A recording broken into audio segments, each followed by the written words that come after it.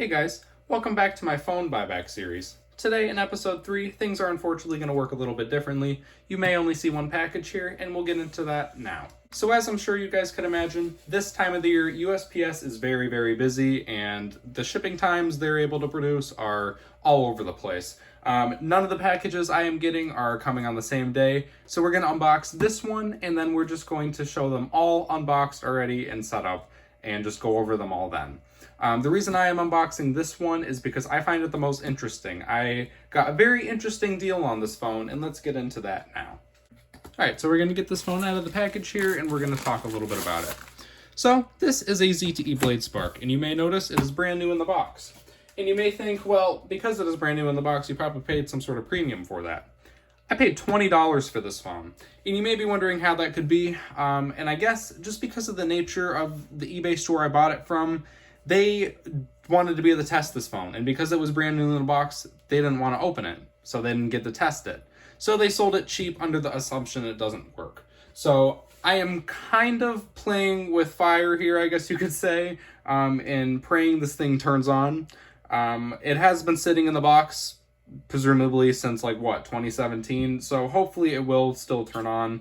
I've had a pretty good run lately of old phones that were still sealed in the box turning on, but I'm just going to pull up the eBay listing here for you guys. As you can see, this is a ZTE Blade Spark for parts only, and I paid $20 for it.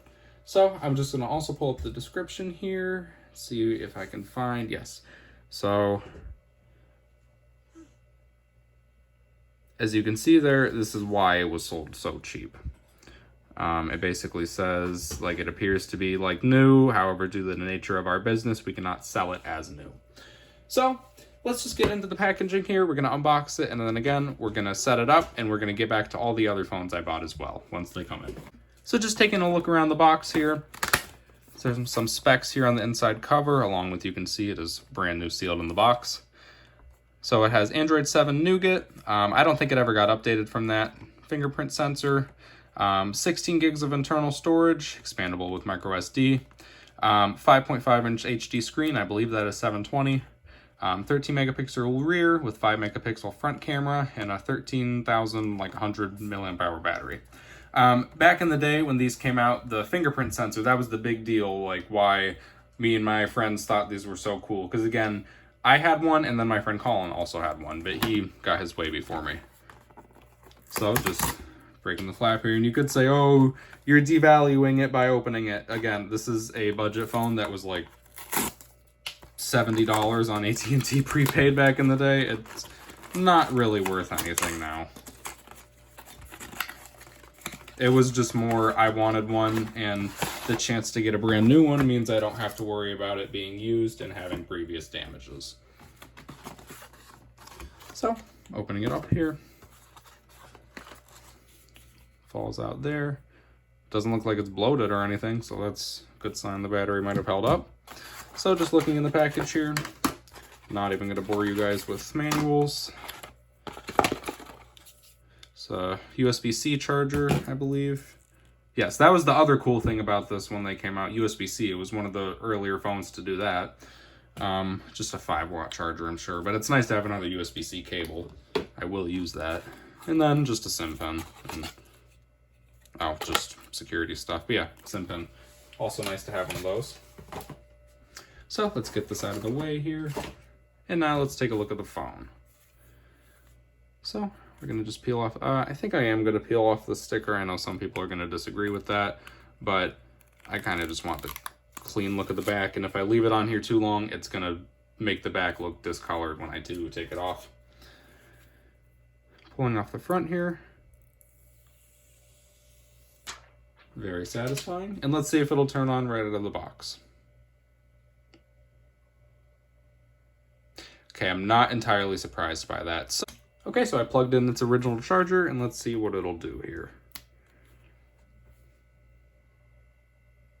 Got a blinking light. Probably just means low battery.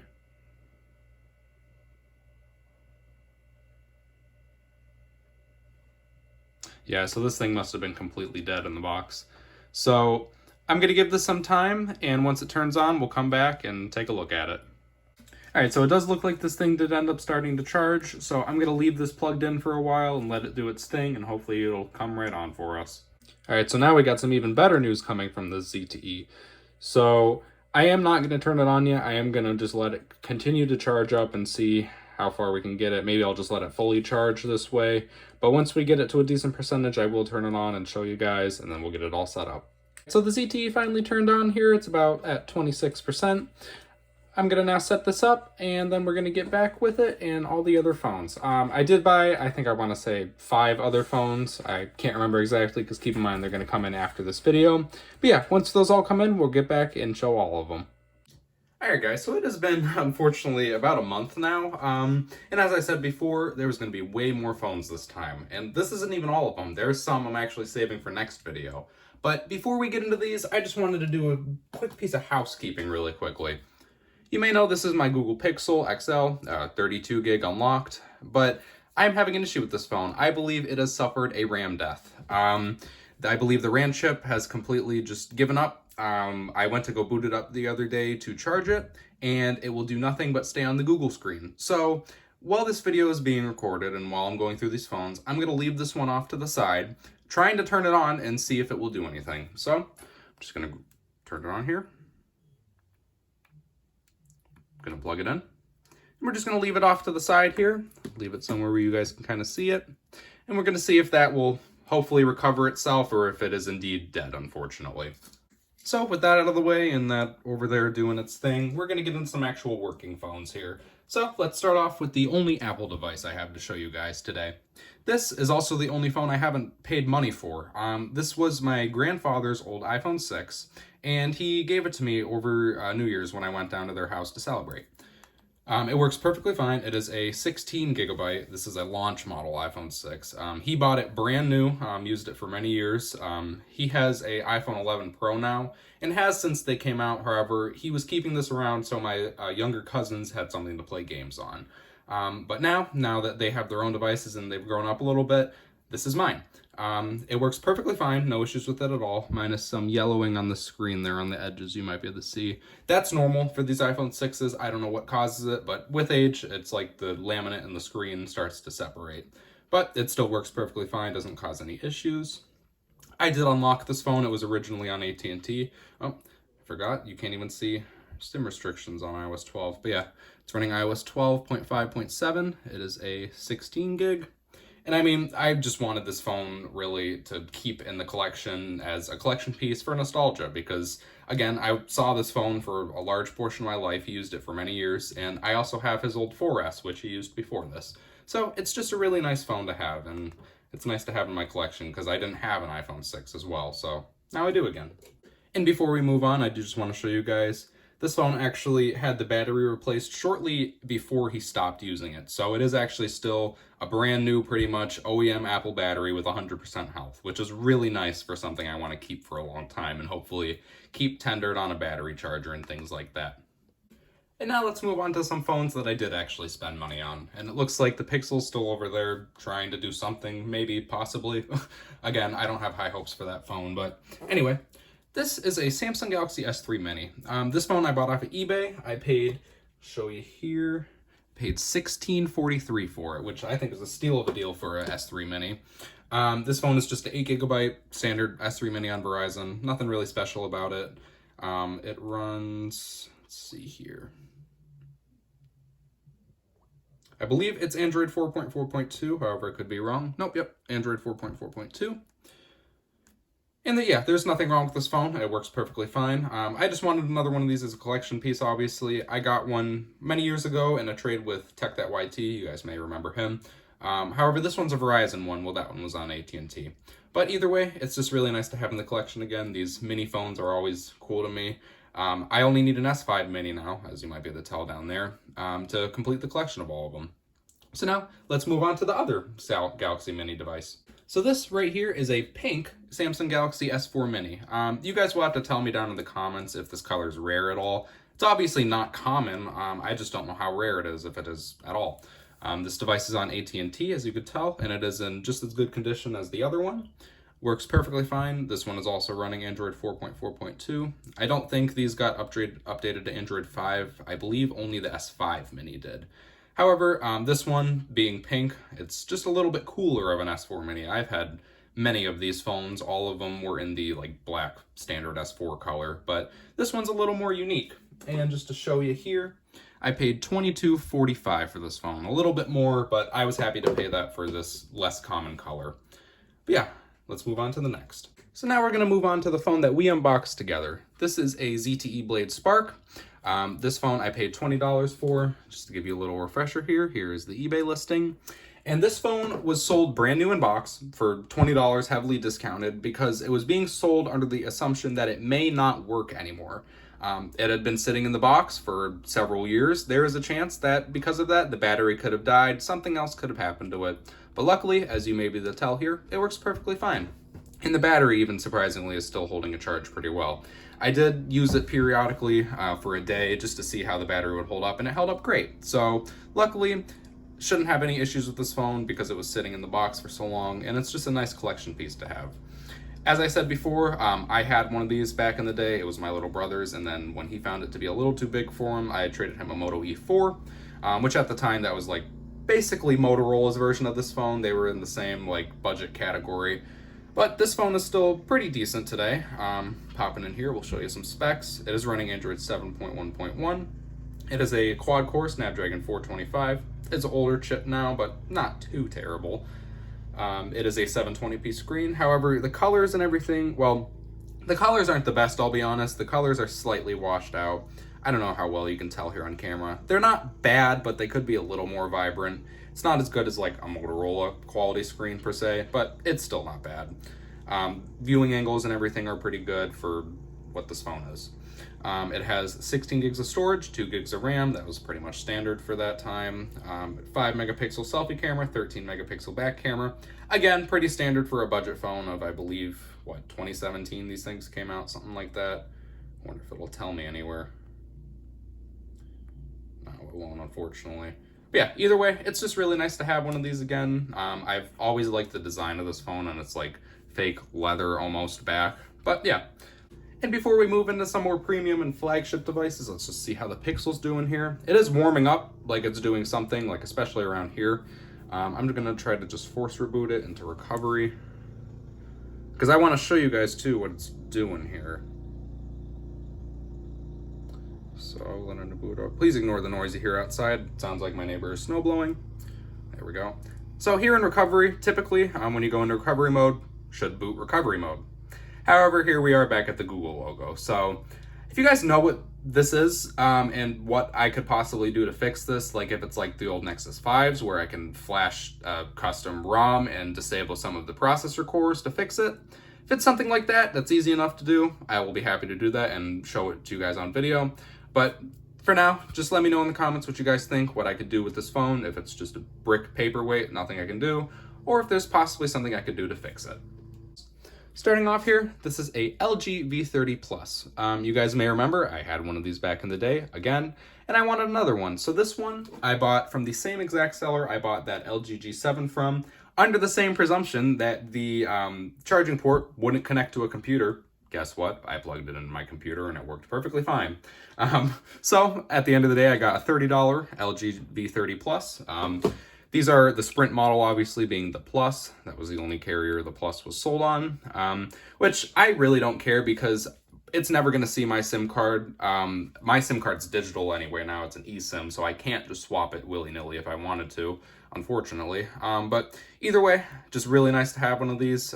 If it wasn't a silver normal V30, I was going to get another one of these because they are kind of unique compared to the normal LG V30s. They have a little bit more storage. These ones, though, however, are stuck on Android 8. Normal LG V30s got updated to Android 9, but Sprint being Sprint, they did not push out the update for these phones. But anyway, moving on to the specs here, these phones are Snapdragon 835s, which still a pretty decent chipset today, really decently usable still. It is a 1440p screen, 60 hertz as everything was back then. It is a really nice screen. I've always enjoyed the screens on these, and this is where things differentiate themselves a little bit. like I said, these have 128 gigabytes of storage. Well, normal LG V30s typically come with 64. RAM is the same, 4 gigabytes across the board. I don't think you could get these things with 6. Some phones around this era, they were starting to have RAM upgrade sizes, but not this one. Moving on to the cameras here, looks like we got a 16 megapixel back, and then I think 12 megapixel front, not sure.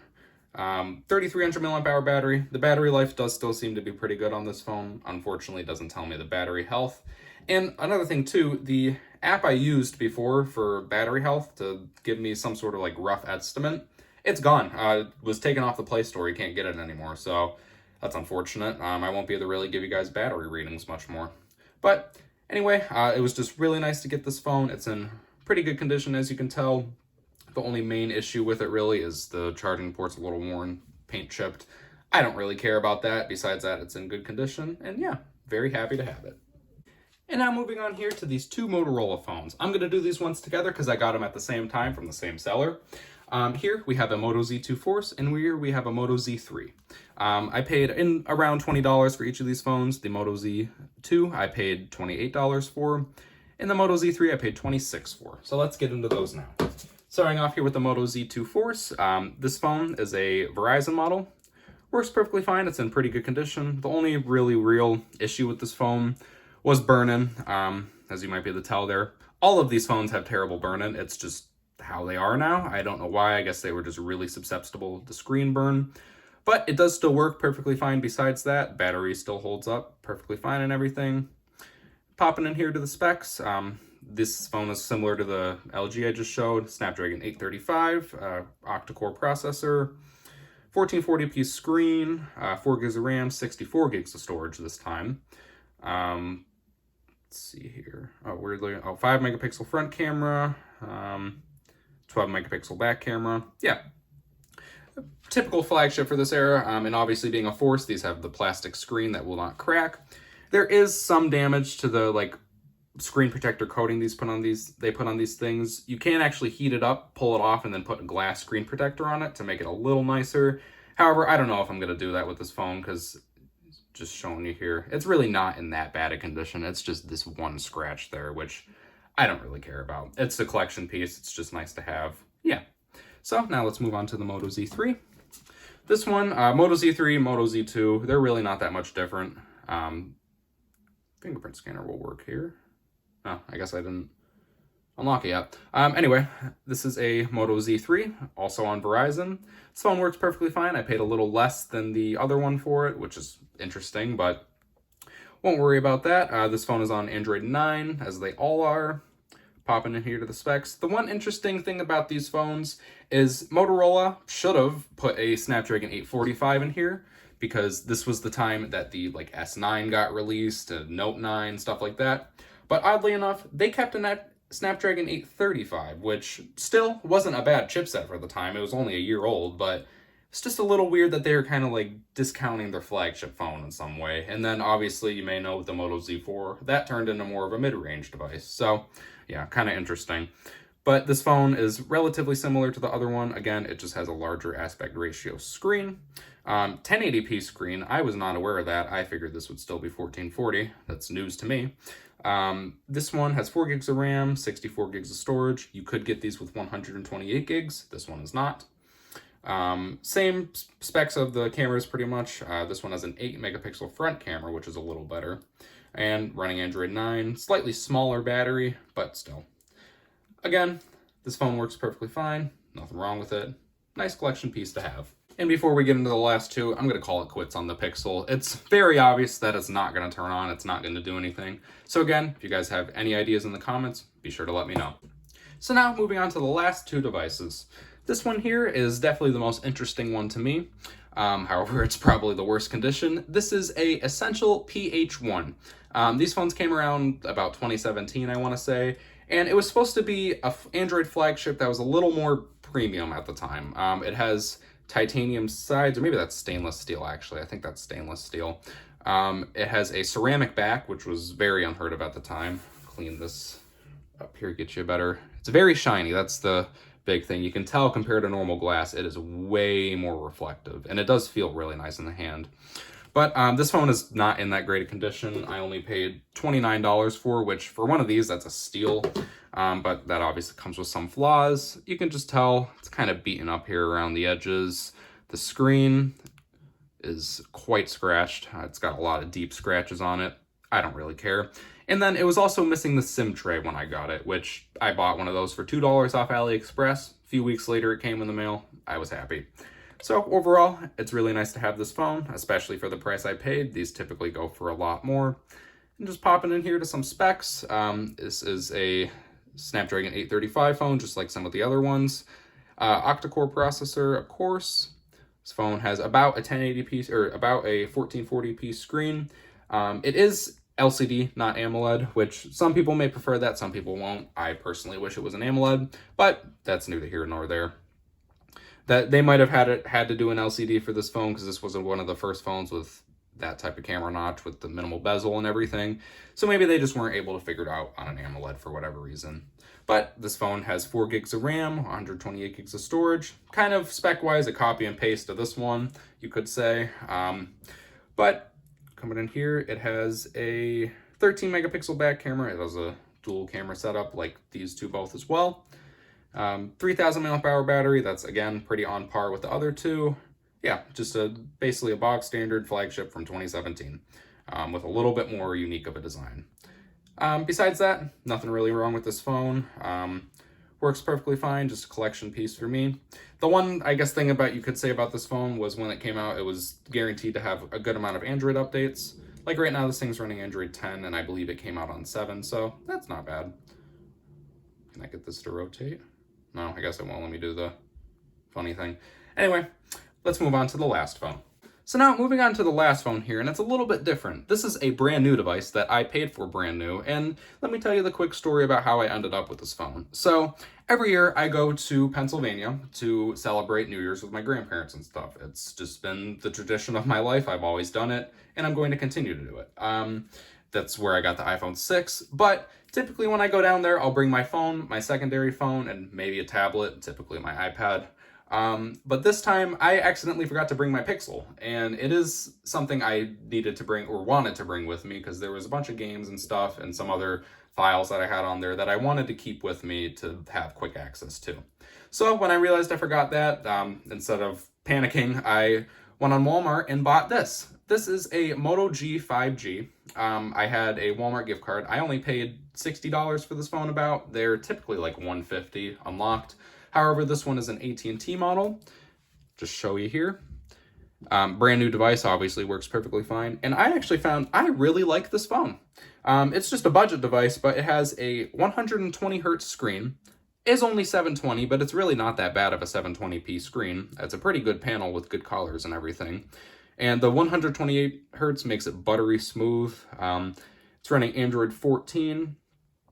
Popping in here, yeah, Android 14. It is supposedly supposed to get the Android 15 update, and I think this thing has 4 years of Android updates, supposedly. We'll see if it actually gets those. But this all around seems like a really nice budget device, and I've been using it for about a week now as my secondary phone, and it's been great. It actually sparked me to buy a phone that I'm going to be unboxing here on the channel in my next video.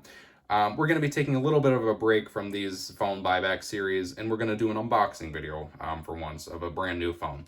Haven't done one of those in a long time. In fact, I think the last one was a Moto G Play, which give you a little hint there on what the next phone is that I'm going to be unboxing.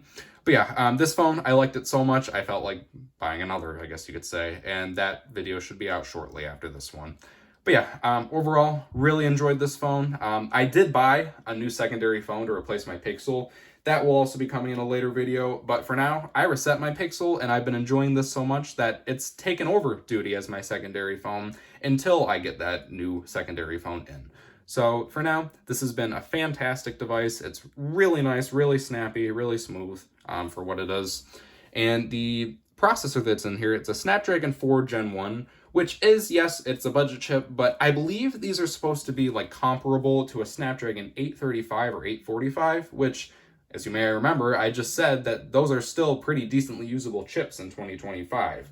And on something like this, with something comparable on a budget phone, it's great. It's very fast, it's very fluid. You can play games on here very well. It does do some heavier duty tasks pretty well.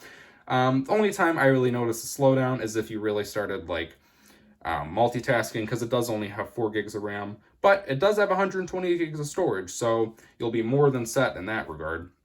Camera, it has a 50 megapixel back camera, which, it's not bad. It's a typical budget phone camera. There's nothing to write home about there. But the big thing for me and why I bought it was mainly the battery being 5,000 milliamp hours, and then it also has dual speakers, which I've just come to not be able, I can't stand using phones with single bottom firing or back firing speakers. It annoys the crap out of me the second I open any apps that have audio. But this phone was able to replace my secondary easily because of that. And the speakers on this thing are actually pretty good. They're Dolby Atmos, I guess. But once we get into that other video and I do that unboxing video, I will bring this phone back out. We're going to go a little more in depth with it. We're going to compare it to the other one, and I'll talk about it more there. Right now, this was just a quick little overview. So yeah, been really enjoying this device.